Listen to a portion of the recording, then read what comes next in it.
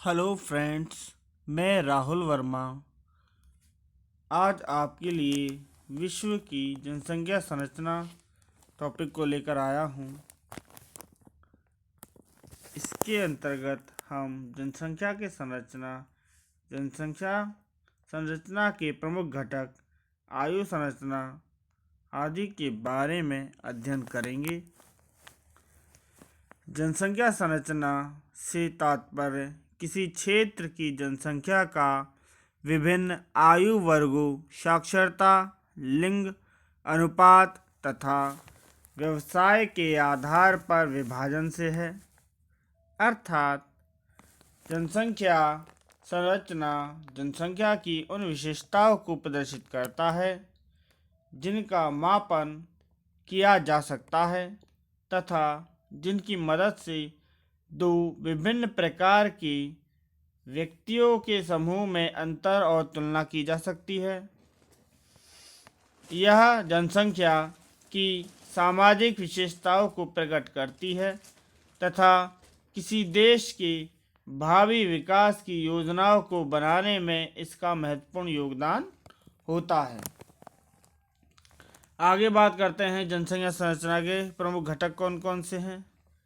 हम देखते हैं कि आयु संरचना, साक्षरता, व्यवसायिक संरचना, ग्रामीण एवं नगरीय जनसंख्या आदि को हम जनसंख्या संरचना के प्रमुख घटक मान सकते हैं।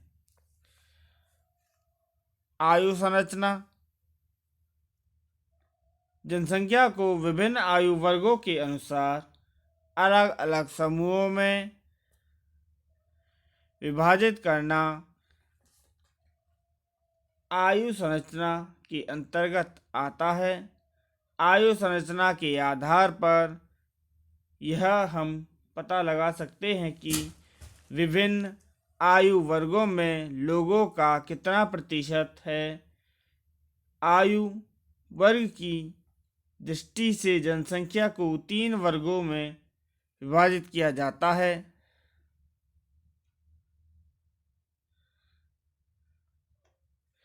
सबसे पहले हम बात करते हैं इस जनसंख्या संरचना की, जिसके अंतर्गत सबसे अधिक पहला जो है किशोर अथवा युवावस्था आती है, जिसकी आयु कम से कम 15 वर्ष से कम इसका अनुमान लगाया जाता है। जनसंख्या संपूर्ण विश्व में लगभग 25% पाई जाती है और इनको प्रमुख रूप से आश्रित जनसंख्या के रूप में देखा जाता है। वे लोग जो किसी न किसी रूप में अपनी जीविका के लिए दूसरों पर निर्भर करते हैं। दूसरा देखते हैं हम प्रौढ़ आयु वर्ग। इस आयु वर्ग के अंतर्गत 15 से 60 वर्ष के आयु वर्ग के लोगों को सम्मिलित किया जाता है। जनसंख्या संपूर्ण विश्व में लगभग 62% के समकक्ष पाई जाती है।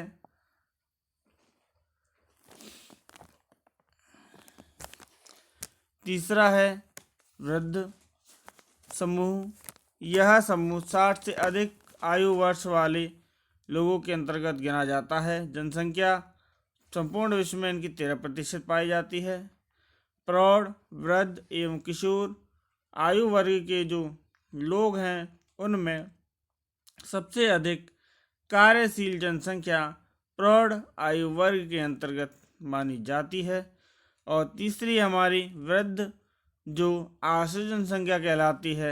यह अपनी संपूर्ण जीवन के बाद जो अंतिम अवस्था रह जाती है, जिसमें व्यक्ति के शरीर में वह बल नहीं हो पाता है कि जिससे वह अन्य क्रियाओं को कर सके, वह इसके अंतर्गत आती हैं और उन्हें भी इसलिए आश्रित जनसंख्या कहा जाता है। जिस देश में आश्रित जनसंख्या अधिक होती है वहाँ अधिक व्यय तथा आर्थिक विकास धीमा होगा, जबकि क्रियाशील जनसंख्या देश के संसाधनों के दोहन करने में सहायक होती है। परिणाम स्वरूप आर्थिक विकास अधिक होने लगता है। बस स्वाभाविक सी बात है, जिस देश में वहाँ की जनसंख्या अधिक कार्यशील होगी वह देश उतना ही प्रगतिशील होगा।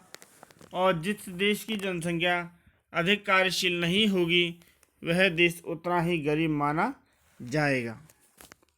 आगे बात करते हैं हम आयु वर्ग के अनुसार विकासशील और विकसित देशों में क्या अंतर है। इस अंतर को हम युवा, प्रौढ़ और वृद्ध आयु वर्ग के अंतर्गत अध्ययन करके इसका अनुमान लगाएंगे या पता ज्ञान प्राप्त करेंगे। सबसे पहली बात आती है हमारी युवा वर्ग की। विश्व की लगभग 25% जनसंख्या इस वर्ग में देखने को मिलती है। सर्वाधिक युवा जनसंख्या लगभग अफ्रीका एवं एशिया में, जबकि न्यूनतम युवा जनसंख्या यूरोप में देखने को मिलती है। विकासशील देशों में तथा विकसित देशों में युवा जनसंख्या उपस्थित है।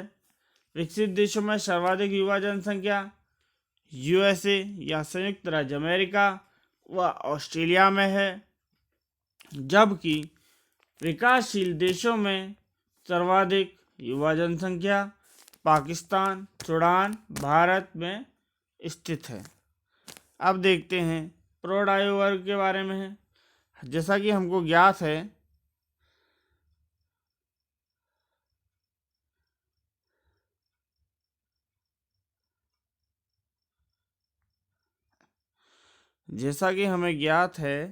कि इस वर्ग में सर्वाधिक जनसंख्या देखने को मिल रही है। इस वर्ग को क्रियाशील आयु वर्ग भी कहा जाता है, क्योंकि यही वह वर्ग है जो सबसे अधिक कार्य करता है और आर्थिक क्रियाओं को संपादित करता है। यह वर्ग प्रजननशील, आर्थिक दृष्टि से सर्वाधिक उत्पादक तथा जनसंख्या की दृष्टि से सबसे अधिक गतिशील होता है। यह आयु वर्ग किसी भी देश के विकास का स्तर निर्धारित करता है। विकासशील देशों की लगभग 62% तथा विकसित देशों की लगभग 67% जनसंख्या प्रौढ़ आयु वर्ग में सम्मिलित की जाती है। विकासशील देशों में सर्वाधिक प्रौढ़ जनसंख्या चीन, श्रीलंका व भारत में देखने को मिलती है, जबकि विकसित देशों में जर्मनी तथा ऑस्ट्रेलिया आते हैं। अब आप बात करते हैं हम तीसरे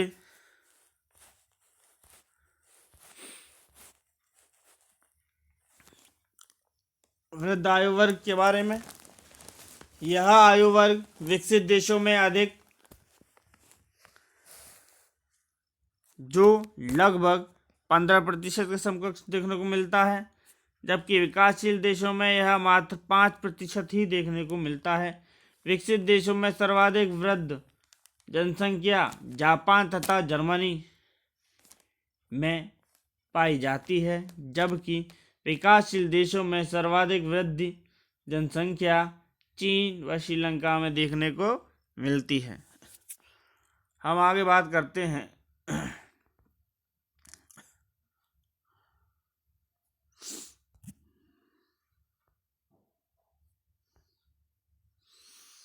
चलो हम देखते हैं कि जो 60 वर्ष से अधिक उम्र वाले जो लोग हैं वह सबसे ज़्यादा Japan, Germany, Italy, Bulgaria, Greece, Australia, Croatia, Slovenia, चीन, हांगकांग एवं फिनलैंड इन क्षेत्रों में देखने को मिलती है। इसके विपरीत जब हम सर्वाधिक युवा जनसंख्या की बात करते हैं तो नाइजर, युगांडा, चाड, अंगोला, माले, सोमालिया इत्यादि देशों में अधिक जनसंख्या देखने को मिलती है। ठीक है, चलिए आगे चलते हैं।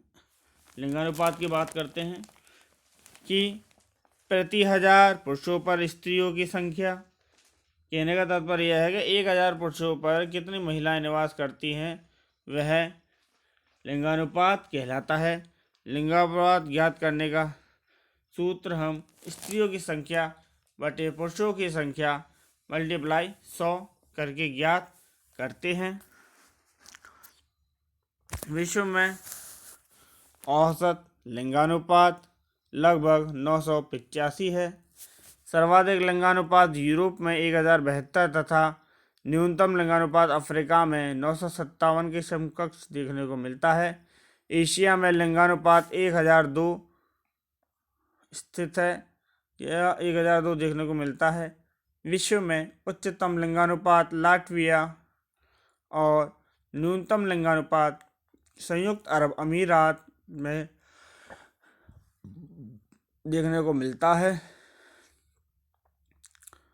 उच्चतम लिंगानुपात वाले देशों में रूस, जापान प्रमुख रूप से आते हैं।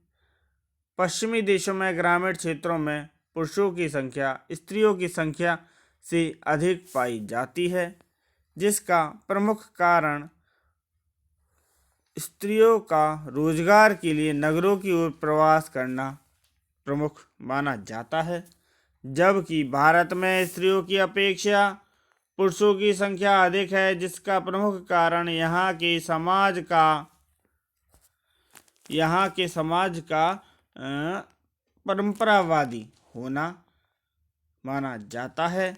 स्त्रियों में शिक्षा, रोजगार अवसर, सुरक्षा तथा समाज में उचित स्थान प्राप्त नहीं होना भी इसका प्रमुख कारण है कि महिलाओं की जो संख्या है वह पुरुषों की संख्या में कम देखने को मिलती है। अब बात करते हैं हम जनसंख्या संगठन की।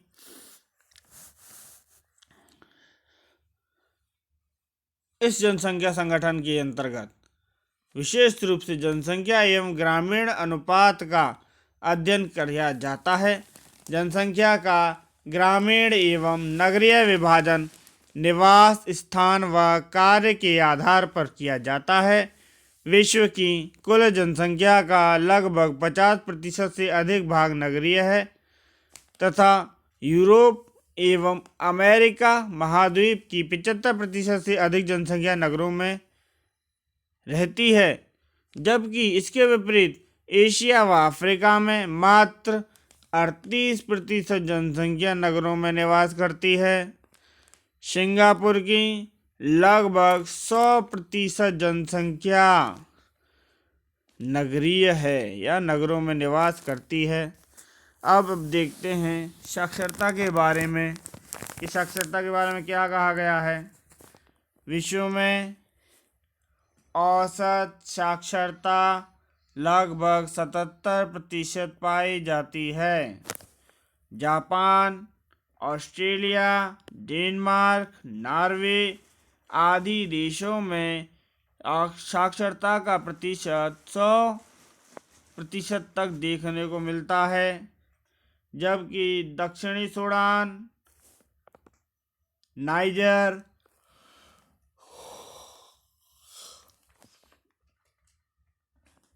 में साक्षरता की दर लगभग 30% तक देखने को मिलती है या उससे भी कम है।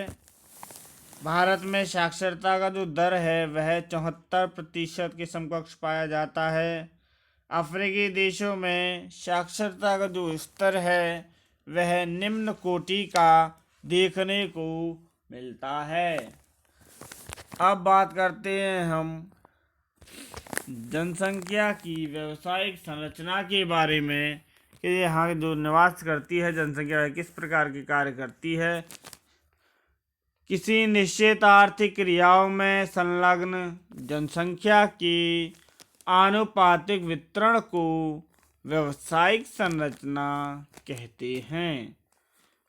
ठीक है, आर्थिक क्रियाओं में संलग्न जितने भी लोग हैं उनके अनुपात का वितरण को व्यावसायिक संरचना कहा जाता है। अर्थात विभिन्न प्रकार के व्यवसायों के अनुसार किए गए जनसंख्या के कार्य वितरण को व्यावसायिक संरचना कहते हैं। विश्व की जनसंख्या मुख्य रूप से 4 प्रकार के व्यवसायों में संलग्न है। प्राथमिक व्यवसाय के अंतर्गत हम आखेट, कृषि, मत्स्य पालन, खनन अर्थात जिन क्रियाओं का संबंध सीधा प्रकृति से होता है वे सभी प्राथमिक क्रियाओं के अंतर्गत या प्राथमिक व्यवसायों के अंतर्गत गिने जाते हैं।